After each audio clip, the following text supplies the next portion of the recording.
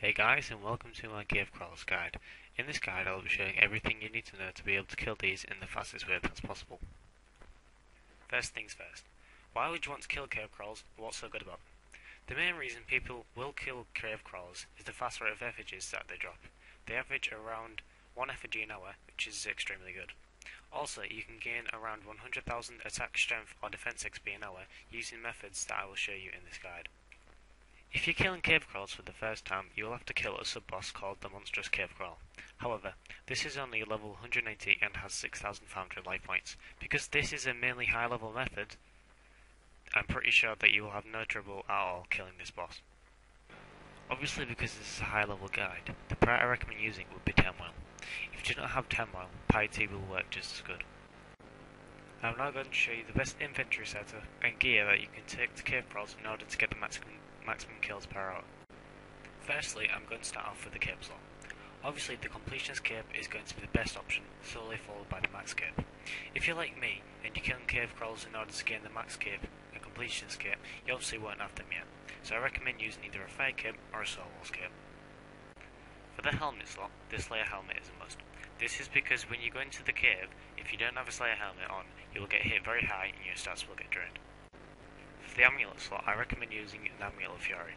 As this method of killing cave crawls is expensive because of the cannonballs, overloads, prayer pots, etc., you should have enough money to invest into a Fury. Proselyte is going to be your best option for the plate and leg slot. This is because both of them together give a combined prayer bonus of 13. However, if you haven't done the Slugman's quest, you can still use Initiate Armor. This gives less prayer bonus, but it's still effective. For the glove slot, Goliath gloves is obviously going to be your best option.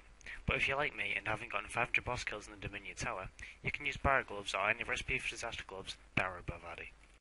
For the weapon slot, your best option is going to be use a chaotic longsword.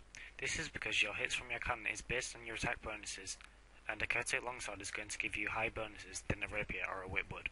However, if you do not have a chaotic longsword, then I suggest using a rapier, and if you don't have a rapier, you can always just use a whip. For this shield slot, you're going to want to use a Dragon Defender. This is because it gives the best attack bonuses for a shield slot in the game. If you don't have a Dragon Defender, I highly recommend getting one. For the boot slot, the best option is to use Steadfast Boots. However, if you can't afford to use these, you can always just use Dragon Boots.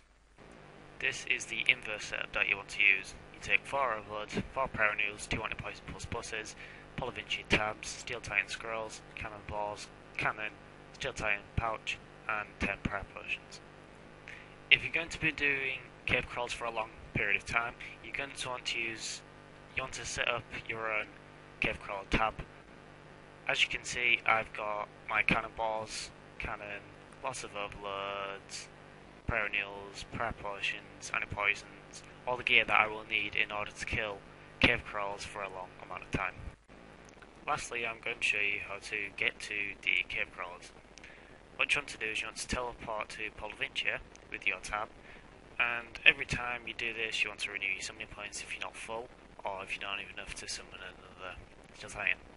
Also, you want to move your house to Polyvinci, because then you can just use house tabs, but I just use Polyvinci tabs anyway. And if you don't want to move your house, you can also use Slayer rings, so you can teleport to Summoner in Polyvinci. Now from the Slayer ring, from the Slayer ring you go south into the well, or from the portal you go southeast. Once you're down the well, you go northeast past the Mighty Banshees, and then you go through the portal, and then you climb down the stairs. Then you head northeast, and you'll end up at a portal again. And if you haven't done the sub-boss yet, when you click on the barrier, you'll have an option to fight it then. Once you have done it, you can just go through it like that. You protect from Melium, and then you stand in the middle of the 4 different subsections, and you place your cannon there. And once your cannon's set up, you then want to start firing your cannon, and you want to stand underneath it. You then want to drink your overloads and your perennials, and summon your familiar, whatever it is, and start attacking them. And the reason it's important to have an attacking familiar is because if there's 2 cave crawls that are behind each other, the cannon will only be able to attack one of them, and your familiar will attack the other one, so that it will either go on you or it'll start attacking your familiar. So yeah, that pretty much wraps up this guide. So thanks guys for watching, and if you enjoyed it, then give the video a like and feel free to subscribe.